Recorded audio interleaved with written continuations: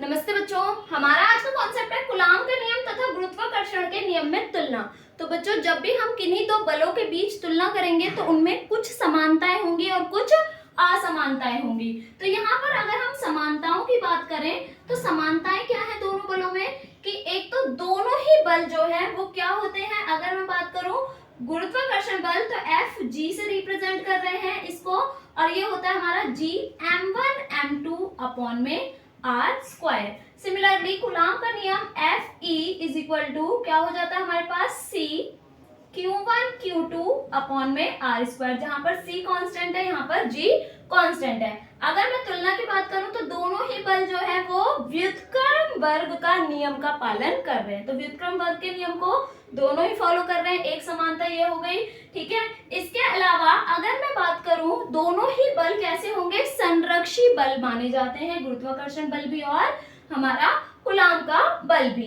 दोनों ही बल जो है वो एक तरह से कह सकते हैं न्यूटन के तीसरे नियम को फॉलो करता है, न्यूटन के तृतीय नियम का पालन करता है, और इसी तरीके से गुरुत्वाकर्षण बल भी न्यूटन के नियमों के अधीन होते हैं। तो यहाँ पर ये समानताएं हो गई। इसके अलावा अगर हम इनमें असमानताएं देखें तो असमानताएं क्या होंगी कि गुरुत्वाकर्षण बल जो है वो केवल और केवल आकर्षण बल है, जबकि स्थिर वैद्युत बल या कूलाम का नियम जो है वो आकर्षण और प्रतिकर्षण दोनों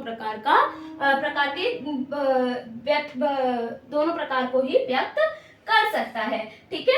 और गुरुत्वाकर्षण बल केवल आकर्षण बल इस वजह से है क्योंकि ये हमारे मास यानी द्रव्यमान पर निर्भर करता है, जबकि ये आवेशों पर निर्भर कर रहा है, और आवेश दो प्रकृति के होते हैं, इसलिए ये आकर्षण और प्रतिकर्षण दोनों हो सकता है नियम, और जो द्रव्यमान है वो केवल और केवल आकर्षण बल यानी एक ही प्रकृति का होता है। इसके अलावा अगर इनमें असमानताएं देखें तो गुरुत्वाकर्षण बल जो है उसकी रेंज बहुत ज्यादा होती है, परास बहुत अधिक होती है, जबकि कूलाम के नियम जो है वो उनकी परास कम है, रेंज कम है, ये 10⁻⁻15 मीटर से कम दूरी पर काम नहीं करते क्योंकि वहां पर नाभिकीय बल काम करने लगता है। इसके अलावा अगर बात करें तो हमारा जो विद्युत बल है यानी कूलाम का नियम जो है वो हमारे माध्यम पर निर्भर करता है, क्योंकि अगर हम इस C को देखते हैं तो C इज इक्वल टू हमारा क्या हो जाता है 1/4 पाई एप्सिलॉन नॉट K।